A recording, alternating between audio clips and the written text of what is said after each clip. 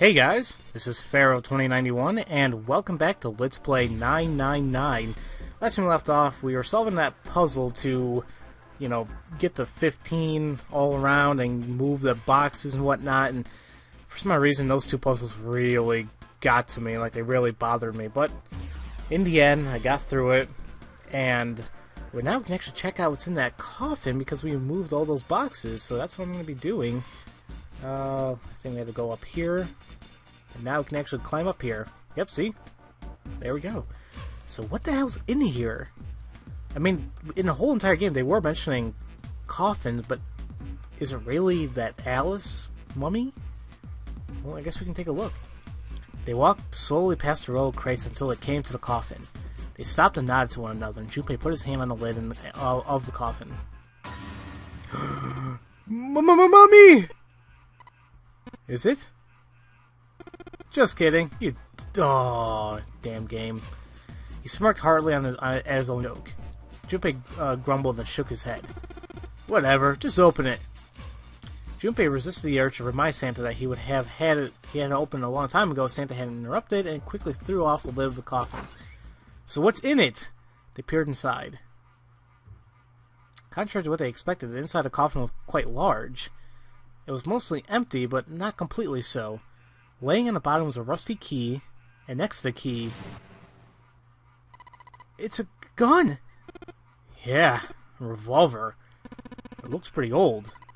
I wonder if this is a replica? Jupe reached down slowly and cautiously picked up the revolver. It's a nice looking one, you gotta admit. In his hand, it felt heavy. He checked the cylinder. There were 6 bullets. He'd never seen a real gun or even a bullet before. He couldn't tell if these were real or not. The barrel was rifled and nothing seemed to be blocking it. As Ace had said, the gun was a very old one. However, it appeared to have been well maintained. If it was a real gun, Jupe thought it would most likely function perfectly. If it was real. Holding the gun made Jupe feel unpleasant. Carefully, he placed it back in the coffin. You're not going to take it? Of course not. All something like this is going to do is cause more trouble. It's a powerful weapon that gives one person a huge advantage. Something like that would be way too dangerous to have around. We're in enough danger already. I suppose you're right. Maybe Zero put this gun here hoping that something like that might happen.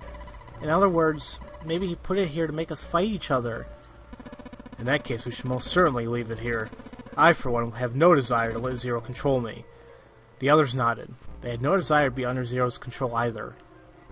Okay, we've got that figured out, but you aren't gonna leave that key in there, are you?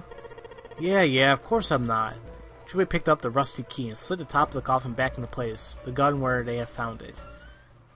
So why even have the gun there? That was odd. And now we have like a rusty key. What else does key go to, though? Rusty key. Maybe I can use this. Well, actually, is this going to be the one we can use for the exit? I guess we can check. Where was the exit? It's up here, right? Let's just put this key in here and... Yes! Sounds like that did it! Okay, that was it. Yay! Looks like it's open, Jumpy. I see. This key should open this door.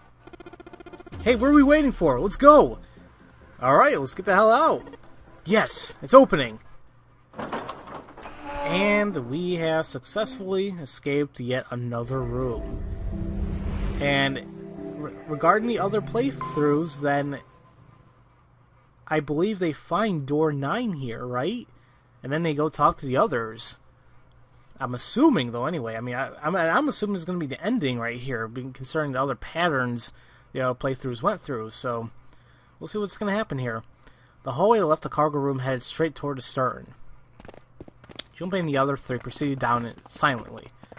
Some distance along it, a large room opened up on the left-hand side. It looked familiar. An iron gate covered each of the elevators. Jupe and his companions drew to a stop and began to discuss what their next move should be. We've seen this elevator before.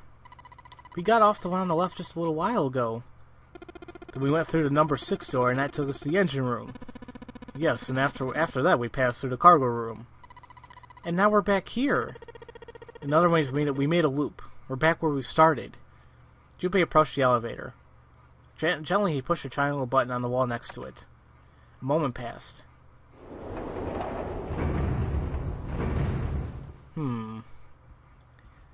The elevator door opened. Okay. So they're just gonna go back to where they came from, right? And shut. Pushing the button had apparently restored power to the elevator. The elevator was now functional. What do? Should we return to C deck? No, this hallway keeps going. Even if we do end up going back, I think we should see what's down here first. I agree. Let's go. The decision made, Jupe and his companions left the elevators behind and continued down the hallway. Sometime later, Santa, who had been walking several paces in front of us, suddenly stopped. Set in the wall in front of him was a door. So far as Jupe could see, there was no other way to proceed. It was a door or nothing. Alright, let's open it. Jupe took a deep breath, readied himself, and then grabbed the doorknob and pulled the door open. And what's in here? He paused for a moment and stepped through into the room.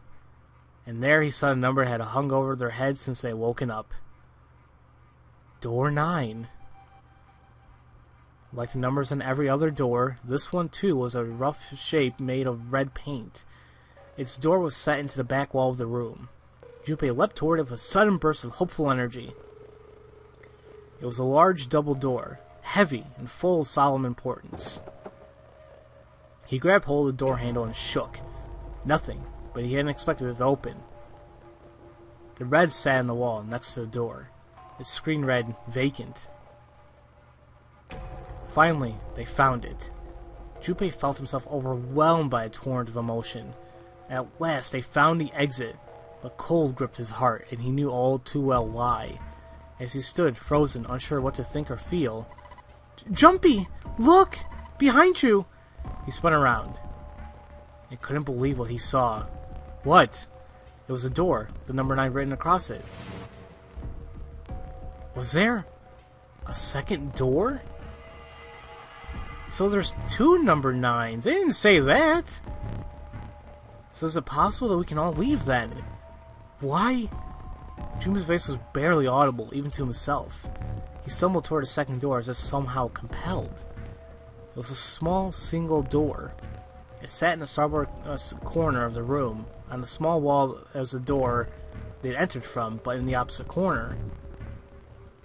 9. There was no mistaking it. A red sat in the wall next to the door as well. Jupe shook the handle pointlessly and muttered to himself. Why? Why the hell are there 2 doors? It was Santa who answered. There were always 2 doors. Just think about it. 0 never did. There's only 1 door with 9 on it. It's hidden but an exit can be found. Seek a way out. Seek a door that carries a 9. It is true. I mean, he never did say it was just 1, but yeah, we just assumed there was only 1. Well, of course, because there's only 1, 7. There's only 1 of the numbered doors anyway. So why have a 2 of number 9? After all, why would there be more than 1? Oh man. Jeez. Jupe was stunned. Zero's trick had taken him completely by surprise. There were 2 doors. That meant that all 9 people who had met at the central staircase could escape and leave no one behind. Now the reason for a bracelet numbers was clear. That divided in 2, the digital root for both teams would be 9. For instance, 1, 2, 7, 8, and 3, 4, 5, 6, and 6, 9. A digital both teams will be 9. Or that there are many other workable combinations, but they all ended the same way, with a digital root of 9. What did that mean? The answer was quite simple. From the very beginning, the Notary game was designed to save all 9 people. Zero hadn't been lying. Zero had never said there was only 1 door. But anyone who found themselves in the game would have assumed that this was the case. Fights would have broken out. One team would likely betray or deceive the other. Someone might be hurt. Someone might get killed. Which we've seen multiple times already. But eventually they would reach the room Junpei now found himself in and realize the pointlessness of whatever violence they visited upon each other. There were 2 doors. No need to kill each other. They'd understand and be appalled, overwhelmed with guilt of what they've done. Perhaps that was the purpose of the game. That was how the Notary game was meant to be played. Fortunately, they hadn't started to fight one another, at least not yet. But if one misstep was made, if the wrong mistakes happened, the stakes would rise and the noose would tighten. The thought of it sent a chill down his spine. So, what are we gonna do, Junpei? A voice spoke through Junpei's frantic thoughts. Santa's voice. It brought Junpei back to his senses. No use worrying about the future. You need to figure out what they were gonna do next. There were 4 people in the room. Ace, Santa, Junpei, and June. Their bracelet numbers were 1, 3, 5, 6, 11, 14, 15. That gives you a digit root of 6. In other words, the 4 of them couldn't open the door with the number 9. But what if there were only 3? Could door 9 be open with 3 of them? It took him no time at all to determine the answer. There was only one combination of 3 people that would give a digit root of 9. And that would be 1, 3, and 5. 3? Oh yeah, Santa is 3. I thought he was 2 for whatever reason. So that would mean that June would be left behind. No! We gotta go back! There wasn't a possibility he was willing to consider. Santa and Ace agreed. Yep, I agree. We cannot leave June behind. June let out a breath he hadn't realized he's been holding. Are you sure? I don't mind staying. June's body betrayed her true feelings. Her eyes were wet with the beginnings of tears, and her legs shook. It's okay. There's no way we'd leave you behind. Santa had said what Junpei had known the moment he realized which 3 people could go through the door. Besides, I'd rather drown at the bottom of the sea than escape with this sausage fest. Maybe I'll get to go to Atlanta. Are you sure you don't mean Atlantis? Oh, right. Ha ha ha ha ha ha. Perhaps it was a sudden reassurance that no one wanted to leave June behind, but Junpei laughed harder than he had in some time. Santa and Ace smiled. You guys... June blinked tears from her eyes and bit her lip. She didn't seem to know what else to say. Very well. Best we head back to C deck, then. We should be able to take the elevator we passed earlier. Perhaps Clover, 7, and Lotus will have returned from door 1. Even as Ace spoke, they knew finding the others wouldn't improve the situation. There was no way they could be split into teams that could both go through the door. Ace knew it. They all knew it. But there was nothing else they could do. They would find the other 3 and search for another solution. Alright, let's go. Ace looked at all 3 of them, then turned and headed through the door. Santa and June followed. Jupe started toward the door, then stopped. He'd been too busy with other concerns to notice the room itself. It didn't seem terribly important now, but what exactly was it? Jupe looked around the room for the first time, noticing the things that weren't doors with 9 on them. A red carpet ran between 2 columns of wooden benches that ran the length of the room. Is this a church? I guess I wouldn't... Yeah, I mean, I guess some boats would have that, right? The carpet began on the large set of double doors and ran toward the bow toward... Jupe wasn't sure. Was it an altar, perhaps? There was a small rectangular alcove at the end of the carpet. Inside the alcove was a raised platform. Resting on top of the platform was a coffin. A coffin. A coffin. What on earth is a coffin doing in a place like this? I guess maybe it was a church. I don't know. But before Junpei had time to answer that question, "Hey, Junpei! The hell are you doing? Let's move!" Santa's voice echoed from the hall outside. "Right. Okay. I'll be right there." Junpei turned on his heel and left the quiet, somber room.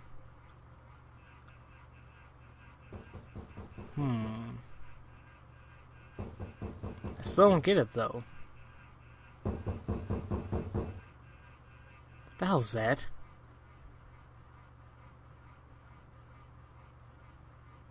Was that metal squeaking, or was that someone knocking in the damn thing? Unless I'm just hearing things. That's not cool. Well... Did we always know there were 2 9 doors? Because I could have sworn when we went through door 1 and when they said they found door 9, they didn't say that they found 2 of them. Unless I'm just I can't remember well. I don't know. They took the elevator up the C deck. Once there, they headed back toward the main hall and the central staircase. It didn't take them long. Jupe found Seven and Lotus waiting for them. They didn't look happy. We've got a problem. Clover's gone! Oh, God. Jupe and his three companions looked at one another. He turned back to Seven and Lotus.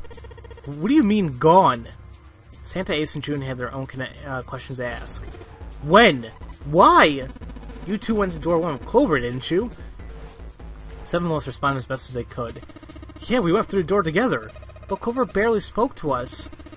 She just did her own thing the whole time. There were 4 rooms on the other side of door 1. She wouldn't let us into the 4th room. She just said, I'll take care of this one. And shut the door. She must have blocked it with something on the other side.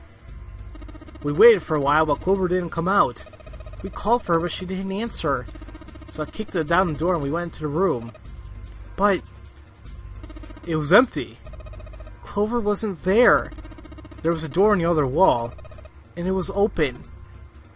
We figured she opened the door and left by herself. We ran after her, of course, but, well, obviously we didn't find her. You figured that much out already. Clover's gone. Jupe thought for a moment. When did this happen? We got here just before you. You certainly have excellent timing. So you haven't searched anywhere other than near the staircase? No, we haven't. Finally, Ace spoke. His voice had an edge of resolve and concern. Very well then, we best separate and look for Clover. We haven't much time left. Let's begin. There were quick nods all around, and the 6 remaining players spread out. I'm not liking where this is going, considering what the hell Clover did to us in the last episode. Jupe and June, or in the last playthrough, the ending. Jupe and June ran to the central hospital room and looked around. She's not here. No, she isn't. They searched a little longer, but with no luck. They couldn't find Clover. Finally, they gave up and left the central hospital room. Slowly, they made their way back to the hallway. At last, they reached the stairs, and Jupe spoke. Alright, I think we should probably split up. I'll head back to the stairs and take the elevator down to E deck. June, you can take the stairs up to B deck. Alright, that sounds good. But, what? Could you stop calling me by that code name when we're alone? Huh? Oh, sure, right. I'll do that. There's a reason Jupe persisted in calling her June, even when they were alone. Although, perhaps not the best reason. He was embarrassed to call her by a nickname he used when they were children. Connie. Canny, whatever. 9 years ago, it came naturally. After all, they were children. But now that they were adults, it felt strange. Regardless of what he might hope for, to call a woman he wasn't dating by such a childish nickname felt odd to him. Of course, to call her Miss Kurashiki could even be more awkward, and simply Kurashiki would sound a little brisk, whatever. And although he didn't put his finger on why, although he couldn't put his finger on why, it felt somewhat forward to call her Akane when they hadn't seen each other for so long. In short, it was simply easier for him to call her June and leave it at that. All right, I'm going then. Yeah, be careful, Connie. June, or perhaps more appropriately Connie, blushed and smiled. You be careful too, Jumpy. Yeah, got it. Take care. Junpei looked after her for a moment as she ran up the stairs, and turned around and took off for the hallway. I don't like going to E-Deck by myself, man. But what can I do? But where the hell could Clover have gone? And I'm not liking how this is turning out already. I mean, as I've already mentioned before, what the hell Clover already did to us before. Tragedy always strikes when one least expects it. Oh, here we go. But to wait for a man to stand before striking him down seems almost crueler than dealing a fatal blow while he lies on the ground. A light in a dark place, June's smile had given him hope, both from escape and possibly for something else. It was that hope that raised his spirits just enough that they might soon be fully dashed. Why did he say that? That's kind of creeping me out now. He opened the door, elevator door, and there she was. A woman sat, slouched against the wall. Lotus. What? Jupe felt his blood turn to ice. Her body was limp and her skin smooth and pale as always. Oh God. Was covered in bright red blood. She's dead. Why? Jupe felt his chest constrict. He couldn't breathe, and his legs began to shake. A slow, cold drop of sweat trickled down his back. He felt his stomach somersault. Jupe's mind went blank. All his thoughts replaced with endless, hissing light. Driven by little more than instinct, he began to walk toward Lotus slowly. Each slow movement of his stiff limbs brought him closer to her corpse. Finally, he stood next to her. Robotically, he bent down and put his hand against her neck. There was no pulse. No rise and fall of breathing. She was slightly warm. Something, somewhere in Jupe's shaken mind, told him that meant that she had been killed recently. Yes, Jupe thought, his mind slowly returning. She had been killed. Somehow, someone had killed her. And I'm already blaming Clover for this. There was a deep cut in the left side of her chest. Blood still oozed from it, although clearly her heart had stopped beating some time ago. The weapon had been a knife, then. Perhaps she had been stabbed in the heart once. She had died immediately. He took little comfort from knowing she must have suffered very little. Only then did Jupe notice. Her bracelet was gone. Well, that's kind of just like how her bracelet was gone in the first ending, if you guys noticed that, when everyone died. Lastly was okay, yeah. It's off if you die or you escape the ship. Now obviously she's dead, so her bracelet's off. Yep. Was that why the killer had ended Lotus's life? So that they might have the number 8 bracelet? If that was true, then the killer was whoever wanted a number 8 bracelet. Or perhaps more accurately, the person who would have gained the most by obtaining bracelet number 8. Who is that? Who would benefit the most from number 8 bracelet? The thought had only just entered Jupe's mind when... Damn! He heard a noise. I kind of saw that coming. Not gonna lie, I wasn't even surprised there. It sounded like a sharp knife cutting through wet meat. It struck him as strange that the noise came from inside his own body. A moment later, the pain hit him. It wasn't merely pain. There was heat, extreme heat, as well. He felt as though molten iron had been splashed against the side of his body. Finally, his brain made a connection. He'd been stabbed. But where? His body was quickly going numb. He couldn't tell where the knife had met his flesh. Given the circumstances, however, he had most likely been stabbed in the back. Whoever had killed Lotus had now done the same to Jupe as well. His voice was a little more than a weak groan. Well, with what little strength he had left, Jupe turned his body, trying to catch a glimpse of his attacker. Did I get stabbed again? Oh god, oh god. That's disgusting. Just as he did, the knife dug itself in deeper, twisting viciously. I scared my dog there. He collapsed to the floor, a puppet with its strings cut. His arms and legs lay where they fell, oddly twisted and awkwardly positioned. Junpei's body was entirely numb.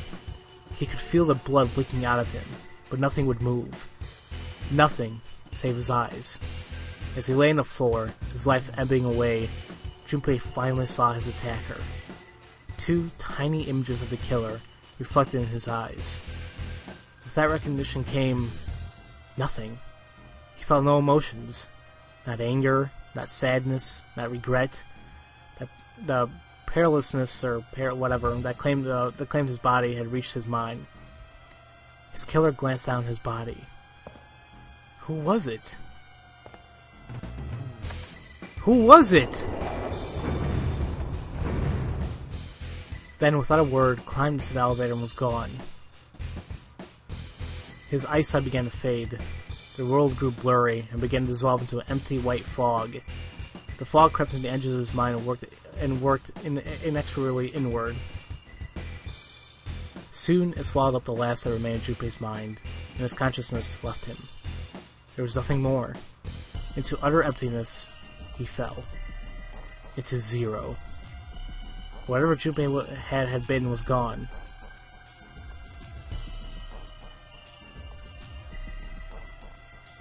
That's another bad end there. Wait, but I'm confused. Who the hell killed him? He obviously saw the killer. But the narration didn't tell us who. This is kind of confusing now. They did say into Zero. So I'm thinking that it was Zero himself or herself or itself, I don't know who, that killed him. But now I'm thinking back to who killed everyone in the first ending that we got in the submarine. Was it the same person? Oh, that ending was just blah. I say there's the knife ending right there. Okay.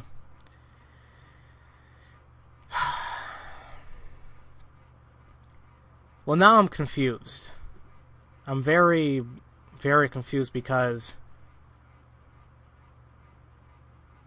I don't know what else to do. Let me look at the memories of the escape.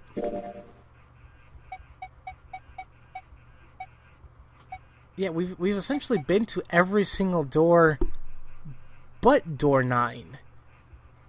How can we get through door 9 then?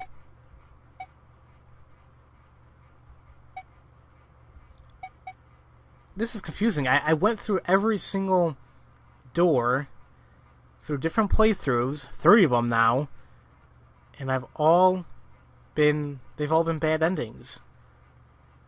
And according to the blocks that we have, there's 4 other endings. I don't know. Actually, do I click continue or do I click begin with memories?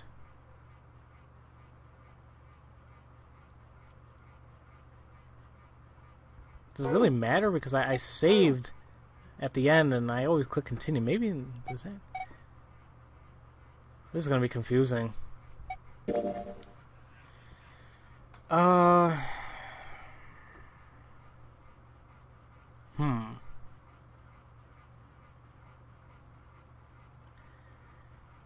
Okay, I really don't know where to go from here.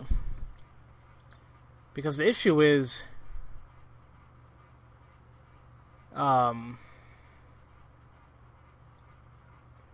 obviously to get the different endings there needs to be certain criteria met. And either that criteria means that we gotta do something differently than we already done, or go through certain doors in a certain pattern. Even if we've been through all the doors, maybe I didn't go through the right pattern to get a different ending. So, actually no, there's 3 endings left. Why did I say there's 4? No. So what I'm thinking I have to do is... I don't want to do this, but I might just look up how to get to a different ending, like what doors I have to go through. I don't know, because I really can't figure it out myself. There was some, like the whole thing about the mummy in Ice 9 kind of makes me think I gotta go through the doors that talked about the Ice 9 and the mummy thing. I know for a fact that did... Actually, I think I know that. In door 4, Jude mentioned that mummy, the coffin, and the priestess or goddess, whatever, and Ice 9. And then in door 7, 7 actually told us about Ice 9, and also about all ice and the goddess. And then also, if I remember at that time, we also learned that in door 1, I found that thing that said all ice, and it had all those hieroglyphics, and it had that key card that said bottom deck library. And what 7 told us about Lord Gordain, he said you can find her at the bottom of the Forest of Knowledge, which I'm assuming is the library, because that's, I mean, come on, that wasn't very hard to, connect 2 and 2 together. So, I think I had to go through doors 4, 7, and 1 together. But I don't know. That's just a hunch. In any case, I think I'm gonna have to look up how to do this. Or I'm not like how to solve anything, but like look up what doors to go into, because I really don't know what else to do. I apologize, because now it's like, oh wait, this isn't blind anymore. Well, I don't know what to tell you guys. I just really don't know. I mean, it's blind in the sense I don't know what the hell the story is yet, because, geez, I mean, the story has been crazy so far. But I just don't know how to get the other endings. There was certain stuff, too, that I'm thinking back to now, like you know how sometimes they ask you certain questions? Like, you know, oh, well, do you think he's on a boat, or do you think this, and do you think one of us is Zero? And even that, I'm kind of thinking about it, you know how Santa was trying to give us that 4-leaf clover bookmark? Why the hell do I think something about that? I'm thinking about that, but now I'm also thinking about it in door 5, from the very beginning of SLP, like back in like episode 6 or 7, we found a safe in one of those rooms, and we could do nothing with it, and that's odd to me. I don't know. I'm gonna keep looking around. I'm gonna see, maybe I can try figuring something out, but for the time being, I'll meet you guys back whenever I figure something else, or whatever I decide on doing. So, as usual, thank you all for watching, and I'll see you guys next time for Let's Play 999. I'll see you guys later.